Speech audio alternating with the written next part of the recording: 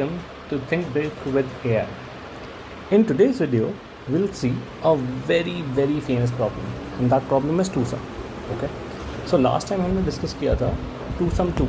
So ये उसका एक वेरिएंट है. So twosome पहले आता है, twosome 2 उसके बाद में आता है. twosome 2 में मैंने बताया था कि अगर उसमें उसके फॉलोअप में बताया था कि अगर यहाँ पर हमें एरे सॉर्टेड नहीं मिलेगा तो वो एग्जैक्टली twosome हो जाएगा. And this is that question. ठीक है.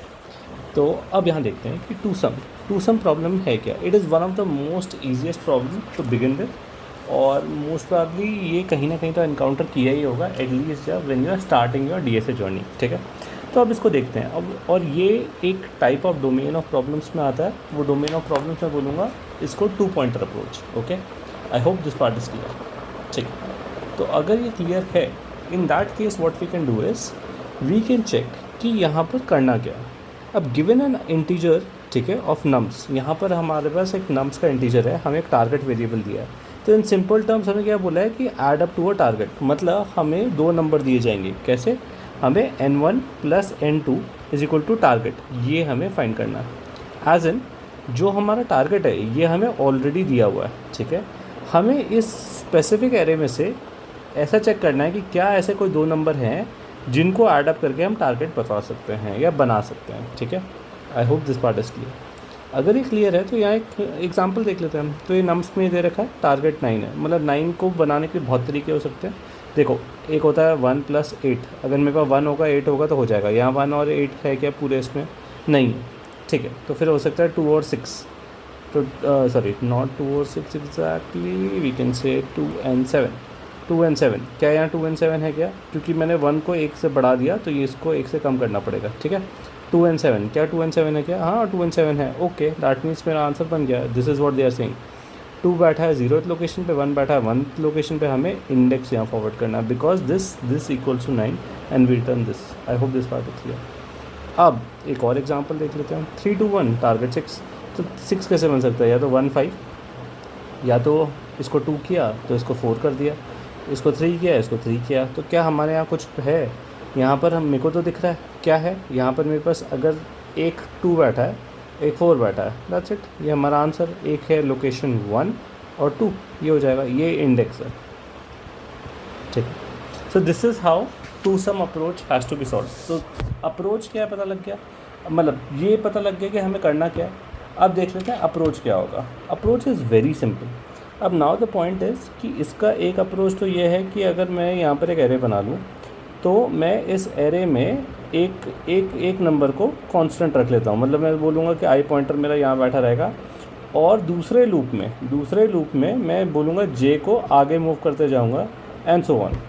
बट इस अप्रोच का प्रॉब्लम क्या है? इस अप्रोच का प्रॉब्लम ये है कि जब मेरे को फर्स्ट टाइम आई नहीं मिला तो मैंने आई को आगे बढ़ाया और फिर से मैंने जे को आगे बढ़ाया. तो ये मेरा फर्स्ट इटरेशन हो गया, ये मेरा सेकंड इटरेशन हो गया, और ये इटरेशन चलते जाएंगे. दैट मीन्स इनडायरेक्टली ये टाइम कॉम्प्लेक्सिटी ज़्यादा ले लेता है. That is O of n square ले लेता है.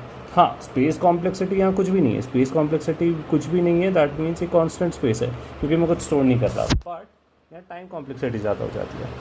क्या इस टाइम कॉम्प्लेक्सिटी को मैं डिक्रीज़ कर सकता हूँ किसी तरीके से, क्योंकि n स्क्वायर ज़्यादा होता है. तो लेट्स सी कि एफिशिएंट टाइम कॉम्प्लेक्सिटी क्या हो सकती है. तो लेट्स सपोज अगर ये एरे है और मैंने बोल दिया कि यहाँ पर मैं एक हैश मैप या डिक्शनरी स्टोर कर सकता हूँ. ठीक है. और मेरा डिक्शनरी क्या स्टोर कर रहा है? मेरा डिक्शनरी स्टोर कर रहा है एक नंबर और उसका पर्टिकुलर इंडेक्स. ठीक है. तो इसमें क्या होगा?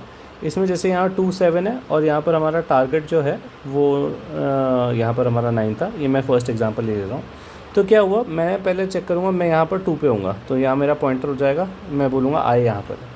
जब ये 2 पे है तो मैं चेक करूँगा कि आप मेरे डिक्शनरी में अभी कुछ है. तो डिक्शनरी अभी हमारी एम्प्टी है, कुछ भी नहीं है. ठीक है.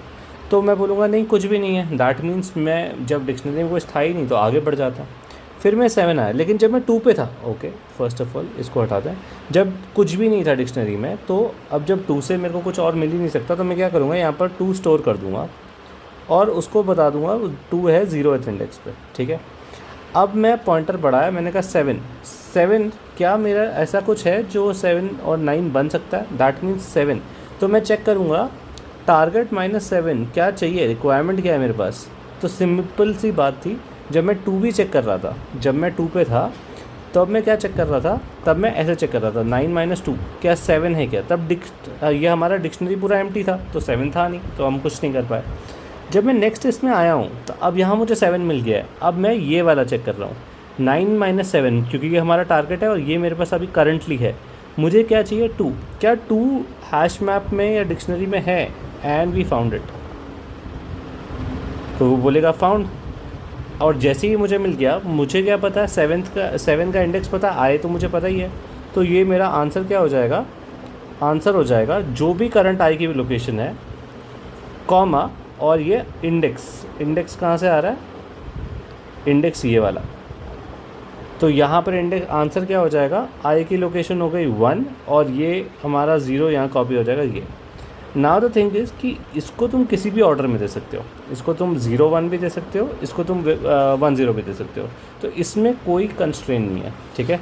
But in terms of a solution ये पता लग गया क्या कर रहा है। अब इसका फ़ायदा क्या हुआ, इसका फ़ायदा ये है कि मुझे यहाँ पर लूप नहीं चलना पड़ा। मैंने क्या किया, एक ही पास में मैं डिक्शनरी स्टोर भी करता रहा और उसी पास में मैं सर्च भी करता रहा, तो इसकी टाइम कॉम्प्लेक्सिटी क्या हो गई, इसकी टाइम कॉम्प्लेक्सिटी होगी O of n, and this is a very big difference, right. Space complexity, हाँ, वो space complexity O of n हो गई, क्यों, क्योंकि मैं एक डिक्शनरी स्टोर कर रहा हूँ। बट ठीक है, थोड़ा सा स्पेस कॉम्प्लेक्सिटी बढ़ाने के बाद अगर मुझे टाइम कॉम्प्लेक्सिटी में बहुत ह्यूज डिक्रीज दिख रहा है तो I will still go with this solution, ठीक है।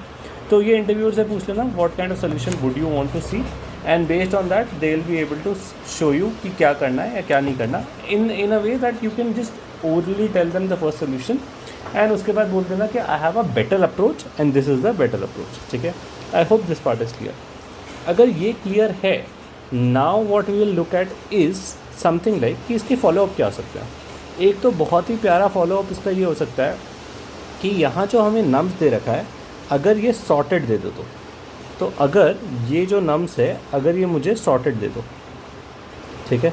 और ये फॉलोअप क्या है, ये हमारा सेम क्वेश्चन है जो हम ऑलरेडी कर चुके हैं, ये है 2 सम 2, वो वाला क्वेश्चन देख लेना, ये आ जाएगा। एक फॉलोअप ये हो सकता है। दूसरा फॉलोअप क्या हो सकता है इसका, ये हो सकता है कि यहाँ पर क्या बोला है, यहाँ तो बोला है एग्जैक्टली 1 सोल्यूशन, ठीक है, यहाँ बोल दिया एग्जैक्टली 1 सोल्यूशन। दूसरा फॉलोअप ये हो सकता है कि आप पता है यहाँ मल्टीपल सोल्यूशन हो, ठीक है। अगर यहाँ पर मल्टीपल सोल्यूशन होंगे तो हम क्या करेंगे, very simple, while iterating, while doing all this, ये सब हम इटरेशन या एल्गोरिदम चलाते चलाते जब मुझे एक आंसर मिल गया मैं उसको लिस्ट में स्टोर कर दूँगा। इसको मैं बोल देता हूँ आंसर 1, फिर मैं चलता रहूँगा, फिर मैं स्टोर करूँगा, जैसे ही मुझे नेक्स्ट आंसर मिलेगा आंसर 2 एंड सो ऑन। तो it is very easy.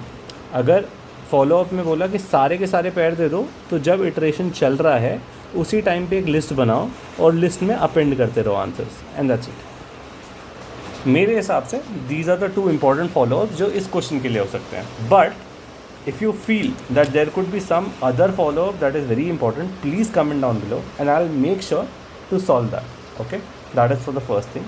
Second thing is कि if you have any doubt in the current solution itself कि ये टाइम कॉम्प्लेक्सिटी क्या है, स्पेस कॉम्प्लेक्सिटी क्या है एंड क्या करना चाहिए, just comment down below and I'll help in that regard as well.